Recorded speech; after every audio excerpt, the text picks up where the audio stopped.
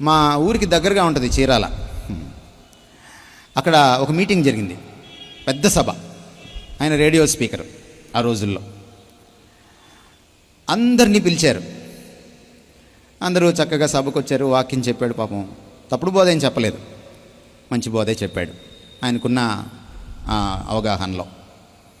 కానీ అందరినీ ప్రేయర్ రిక్వెస్ట్లు అడిగారు, ప్రార్థన వినతి పత్రాలు ఇవ్వమన్నారు. ఒక కవరు వీళ్ళే ప్రింట్ చేశారు, వినతి పత్రం ఎలా రాయాలో కూడా వీళ్ళే ప్రింట్ చేశారు. దాంట్లో వీళ్ళ పేరు రాయాలి, వినతి ఏంటో రాయాలి. అయితే వినతి పత్రం ఒక్కటే ఇవ్వరు, ఏమి ఇవ్వాలి? దాంట్లో ఒక నోటు పెట్టాలి, పచ్చ నోటు పెట్టాలి.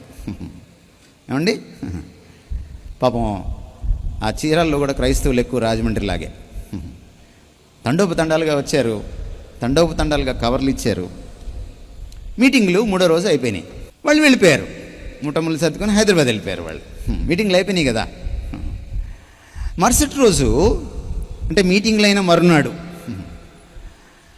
చీరాల పట్టణంలో తిరుగుతుంటే చెత్త కుండీల దగ్గర చాలా కవర్లు ఎగురుతున్నాయి, పెళ్ళమని ఎగురుతున్నాయి కవర్లు.